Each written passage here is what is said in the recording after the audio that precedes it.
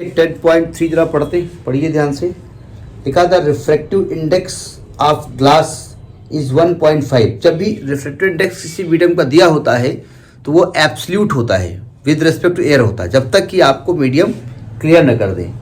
What is the speed of light in glass? पहला part, speed of light in vacuum is given 3 × 10⁸, ठीक है। फिर कहा गया is the speed of light is in glass independent of colour of light? If not, which of the two colors, red or violet, travels slower in the glass prism? देखिए, सबसे पहले तो given क्या है हमारे पास? गिवन ये है कि द रिफ्रैक्टिव इंडेक्स, फिलहाल हम न्यू से लिखे दे रहे हैं क्योंकि एन यहाँ वेव चल रही है ना।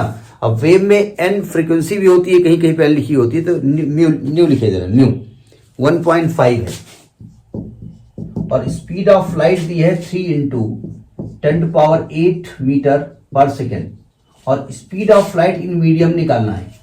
तो हम जानते हैं एब्सोल्यूट इंडेक्स का फॉर्मूला होता है speed of light in vacuum upon speed of light in medium, ये हम जानते हैं।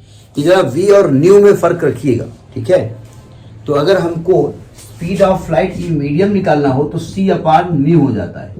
C दिया है 3 × 10⁸ और म्यू दिया है 1.5। 15 हटाओगे, 15 दूनी 30, यानी कि V निकल आएगा 2 × 10⁸ मीटर पर सेकेंड। यानी ग्लास में जो स्पीड ऑफ लाइट होती है वो 2 × 10⁸ मीटर पर सेकेंड होती है, ठीक है। फिर सेकेंड पार्ट, ये फर्स्ट पार्ट हो गया, फर्स्ट पार्ट है। सेकेंड पार्ट ये कह रहा है कि द कहाँ गया, is the speed of light of glass is independent of colour of light? क्या कलर ऑफ, अलग अलग कलर के लिए लाइट की स्पीड इंडिपेंडेंट होती है? जी नहीं, कलर पर डिपेंड करती है, कलर पर डिपेंड करती है। क्यों भाई? देखिए, हम जानते हैं कि स्पीड, आप लिखेंगे speed of light depends on colour, ठीक है।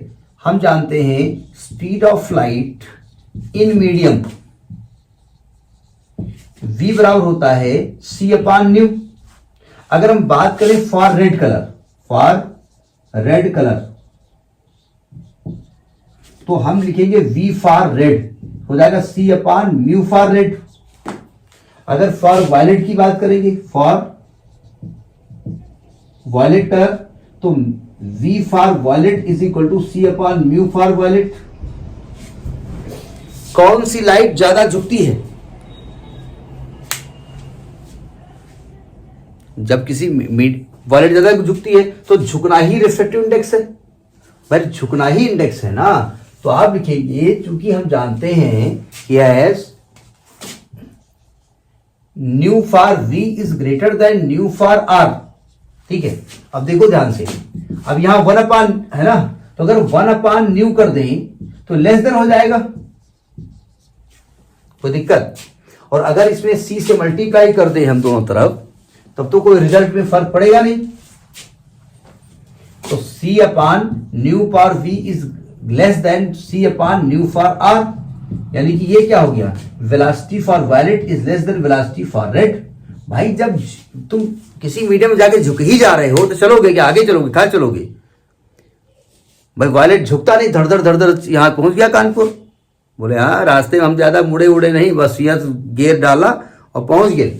और वायलेट धुर धुर कर रहा, टेम्पो देखे तो किनारे, ये देखे तो किनारे, कर जाओ घुसो, तो कहां से स्पीड तुम्हारी बढ़ेगी, ठीक है।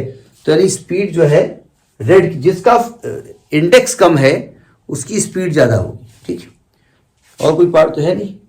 तो this is the question number 10.3।